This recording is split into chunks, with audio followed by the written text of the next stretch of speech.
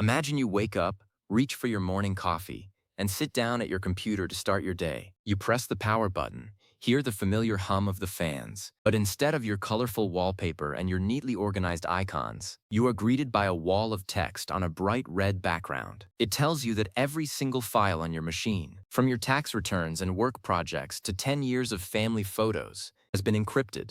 You can't open them, you can't move them, and if you want them back, a digital timer is ticking down, demanding a payment in cryptocurrency that amounts to thousands of dollars. This isn't a plot from a futuristic thriller. This is the reality of ransomware, a multi-billion-dollar shadow industry that has brought hospitals, city governments, and massive corporations to their knees. Today, we are breaking down every major type of ransomware in existence, how they evolved from simple lock screens to sophisticated double extortion machines, and what the future of this digital hostage-taking looks like. If you've ever wondered how a few lines of code can hold your entire digital life captive, buckle up, because we are going deep into the belly of the beast. To understand where we are, we have to look at where it all started. Ransomware wasn't always this polished. Back in the late 80s, the very first instance was known as the PC Cyborg Trojan, created by a biologist named Joseph Popp. He distributed 20,000 floppy disks to attendees of a World Health Organization conference, claiming the disks contained information about health risks. Once a user inserted the disk and rebooted their computer 90 times, the software would hide their directories and encrypt the names of their files, demanding $189 sent to a P.O. box in Panama. It was clunky, easy to fix, and most people didn't even have the technical knowledge to pay it. But the seeds were sown. The concept that data itself could be used as leverage was officially born. Fast forward to the modern era, and the first major category we need to discuss is screen lockers. These are the loud versions of ransomware. They don't necessarily encrypt your files, but they prevent you from accessing the operating system entirely. You might see a very official-looking window that mimics the local authorities or a government agency, claiming that illegal activity was detected on your IP address. It locks your keyboard and mouse, leaving you with only a payment window. These often use social engineering and fear tactics, hoping that the average user will be too intimidated to realize that their files are actually still sitting there, untouched, behind a very stubborn window. While relatively easy for a tech-savvy person to bypass today, they paved the way for more aggressive tactics. This brings us to the heavy hitters, the ones that strike fear into the hearts of IT departments everywhere. Encrypting ransomware, also known as crypto ransomware.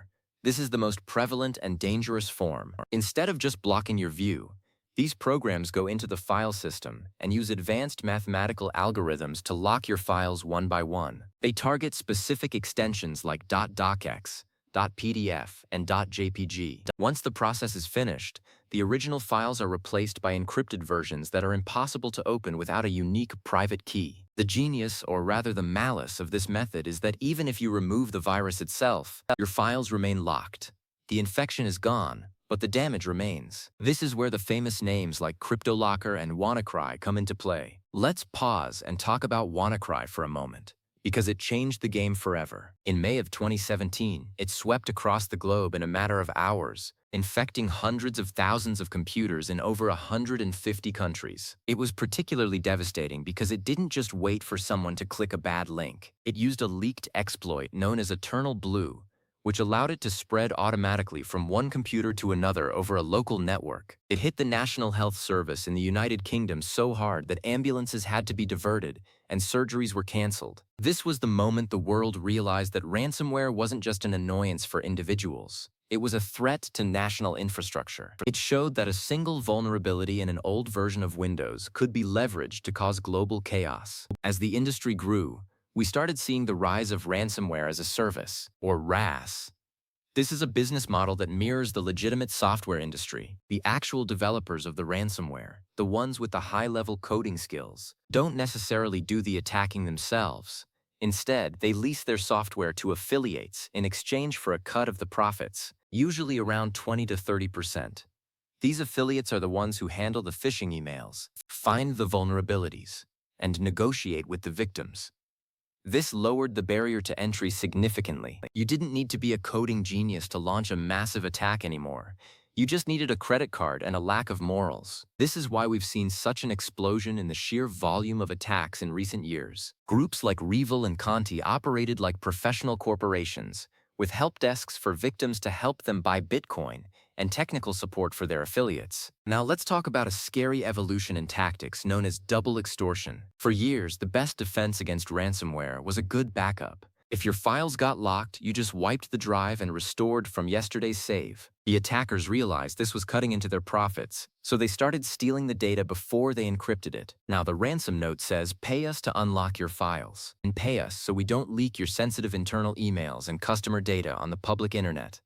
This turned a technical problem into a massive legal and reputational disaster. Even if a company could restore their systems, they were still under the thumb of the attackers who threatened to expose their secrets to the world. Names like Maze and Doppelpaymer were pioneers in this shameware tactic, creating dedicated websites where they would post snippets of stolen data to prove they had it. But it didn't stop there.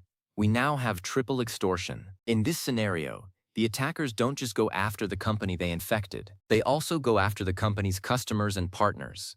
For example, if a clinic is hit, the attackers might email the individual patients, telling them that their private health information will be leaked unless the patient themselves pays a smaller fee. Or they might launch a distributed denial of service, or DDoS, attack against the victim's website while they are still trying to recover from the ransomware, essentially kicking them while they're down. It's an escalating cycle of pressure, designed to make paying the ransom feel like the only way to make the nightmare stop. Another specialized type is mobile ransomware. As we started moving our lives onto smartphones, the attackers followed. These usually take the form of fake apps, often masquerading as system updates or security tools found in third-party app stores. Once installed, they can lock the screen, change the PIN code, or even encrypt the photos and contacts on the device. Because we tend to be less diligent about backing up our phones compared to our computers, these can be incredibly effective. They often use similar police warning tactics, popping up a message that says your device has been locked due to viewing illegal content, playing on the user's shame to get a quick payment. We also have to discuss the concept of wiper malware, which often masquerades as ransomware but has a far more destructive purpose. A classic example is NotPetya. At first glance, it looked like standard ransomware, asking for a payment in Bitcoin. However, researchers soon discovered that the encryption was a one-way street. There was no way to reverse it, and no way to get the data back even if you paid. The goal wasn't money. It was pure destruction. It targeted the financial and energy sectors of specific regions but ended up spreading globally, causing billions of dollars in damage. It showed that the ransomware skin could be used as a cloak for digital warfare, making it harder for investigators to pinpoint the true motive of the attack. Then there is Mac-on-Mac ransomware. For a long time, Mac users felt a sense of security, believing that Apple's closed ecosystem and small market share made them immune. But as Macs became more common in corporate environments, the attackers took notice. While less common than Windows-based attacks, we have seen variants like Karanger and ThiefQuest that specifically target macOS. They often hide in pirated software or cracked versions of expensive creative apps. It's a reminder that no operating system is truly safe if a user can be tricked into giving a program administrative privileges. Let's look at a particularly sneaky category called scareware. This is essentially the diet version of ransomware. It doesn't actually lock anything, but it uses aggressive pop-ups and fake system scans to tell you that your computer is infected with hundreds of viruses. It then offers to fix the problem if you buy their premium security software. It's a classic protection racket. While it's more of a scam than a technical lockout, it uses the same psychological pressure and fear that defines the ransomware world. Modern web browsers have gotten better at blocking these, but they still appear through malicious ad networks and compromised websites. Beyond the how of the encryption, we also need to consider the how of the infection. Most people think of a mysterious hacker in a hoodie, but the reality is much more mundane. The vast majority of ransomware starts with a simple email. This is phishing. An employee at a large firm receives an email that looks like an invoice, a shipping notification, or a message from human resources.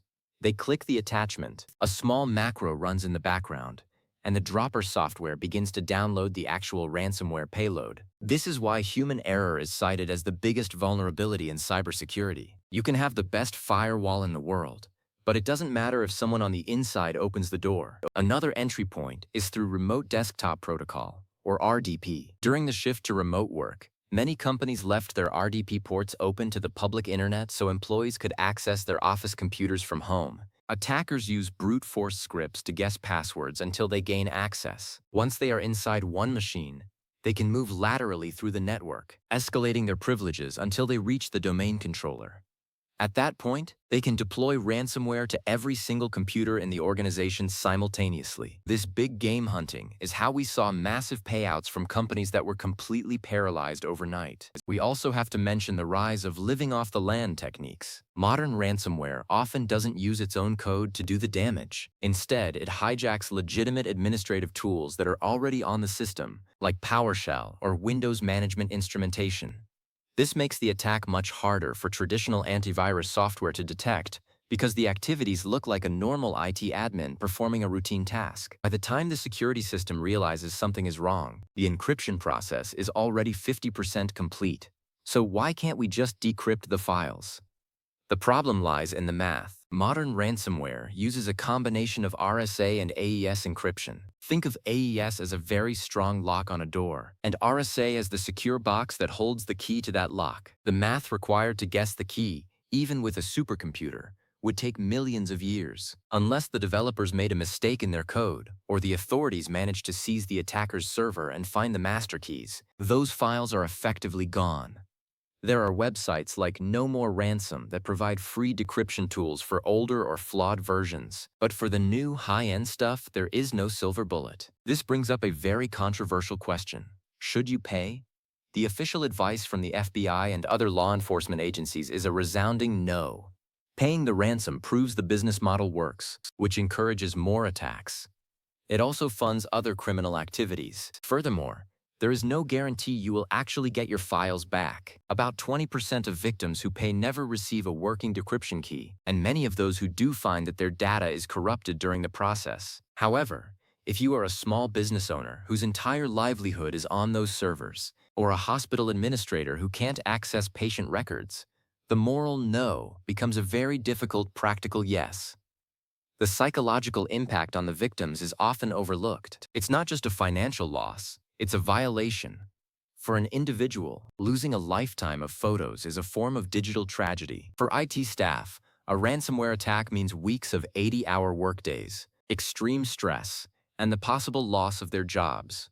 The attackers know this. They use countdown timers on their ransom notes to increase the heart rate of the victim. They might even offer a discount if you pay within the first 24 hours. It's a high-pressure hostage situation where the hostage is your information. As we look toward the future, the Internet of Things, or IoT, is the next big frontier for ransomware. Imagine your smart thermostat being locked at 90 degrees in the middle of summer, or your smart car refusing to start until you send a payment. As we connect more of our physical world to the Internet, the potential for physical ransomware becomes very real.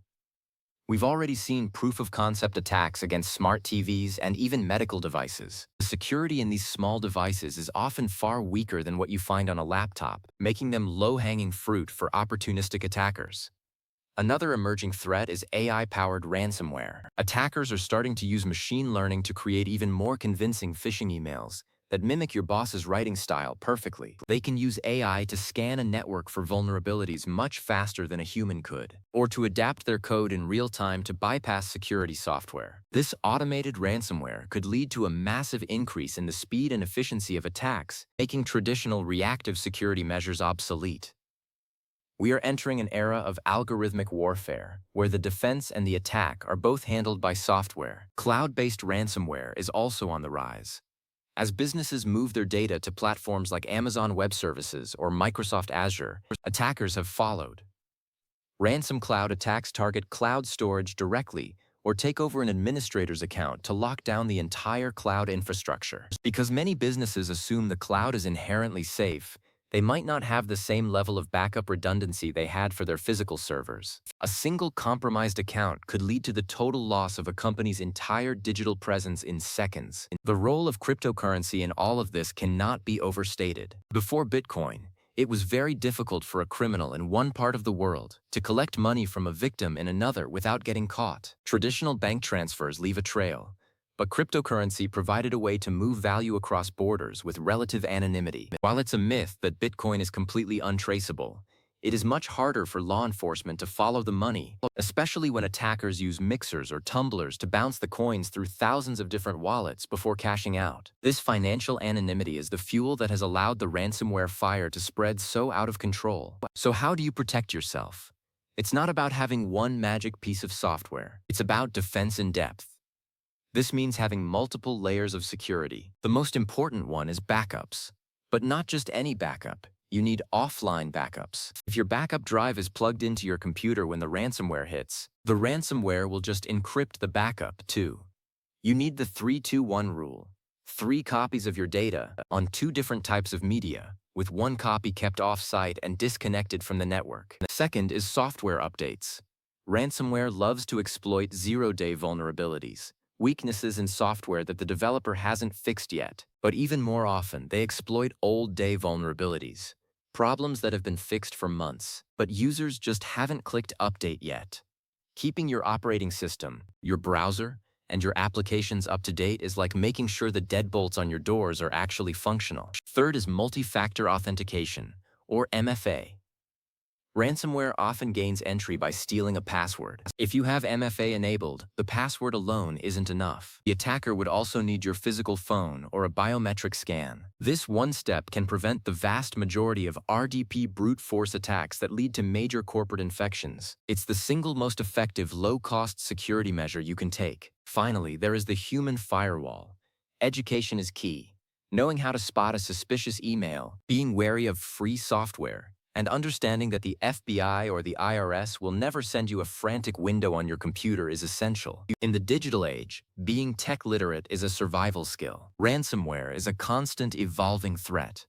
It's an arms race between the people who build things and the people who want to hold those things for ransom. As long as our data has value, there will be someone trying to take it away. We've seen the evolution from a biologist with a floppy disk to global syndicates using AI and triple extortion. We've seen hospitals go back to pen and paper and seen billion-dollar pipelines shut down. It is a reminder of the fragility of our connected world. But by understanding the types, the tactics, and the entry points, we take the power back. We move from being victims in waiting to being informed users who know how to protect our digital assets. Whether you're an individual protecting your family photos or an IT professional protecting a multinational corporation, the principles are the same. Stay vigilant, stay updated, and always keep an offline backup. Because in the world of ransomware, the question isn't if a threat will cross your path, but when and how ready you'll be when it does. Think about that red screen we mentioned at the beginning. If you have a solid backup and MFA enabled, that screen is just a minor annoyance, a system wipe and a few hours of work. But if you don't, it's a life-altering event. The difference between those two outcomes is purely a matter of preparation. As we continue to integrate technology deeper into our lives, the stakes will only get higher. Ransomware is a dark part of the internet, but it's also a powerful teacher on the importance of digital discipline. The story of ransomware is a story of human ingenuity used for the wrong reasons. It's about taking the very tools that allow us to communicate and create, the internet, encryption, automated processing, and turning them into weapons. But it's also a story of human resilience. For every new type of ransomware that appears, there are thousands of security researchers, law enforcement officers, and ethical hackers working to dismantle the networks and find the keys. It's a battle fought in the code, and every time someone chooses to update their software or set up a backup, they are winning a small part of that war. It's easy to feel overwhelmed by the technical jargon and the scary headlines. RSA 4096, lateral movement, double extortion. It sounds like a lot, but at its heart, ransomware is just a digital version of an ancient trick. Taking something you love and demanding a price for its return. The how has changed, but the what remains the same. And just like in the real world, the best defense is to be aware, to be cautious, and to not let the fear dictate your actions. As we move forward into a world of even more connectivity, smarter devices, and more powerful AI, the shadow of ransomware will continue to grow. It is a permanent fixture of our digital landscape now, but it doesn't have to be a successful one. By understanding the beast, we can take away its teeth. We can build systems that are resilient, users who are savvy, and a digital world that is a little bit safer for everyone. The next time you see a system update notification, don't ignore it. The next time you get a strange email from shipping, don't click it. And tonight, maybe go buy a cheap external hard drive, copy your most important files onto it, and then unplug it and put it in a drawer. That simple act is the ultimate defense. It's the one thing that no amount of advanced math or sophisticated AI can beat. The key to your digital life is in your hands, as long as you make sure the attackers can't get to it. The digital world is a vast and amazing place, but like any frontier, it has its dangers. Ransomware is just one of those dangers, and while it is twisted and constantly changing, it is something we can manage. We don't have to live in fear of the red screen. We just have to be smarter than the people who send it. Stay safe out there, stay informed, and always keep your data within your own reach. The power of the internet belongs to the people who use it for good, not the people who try to hold it hostage. Keep your knowledge sharp and your digital doors locked. Until next time, keep exploring the world of technology, but always keep one eye on the security of your own digital home.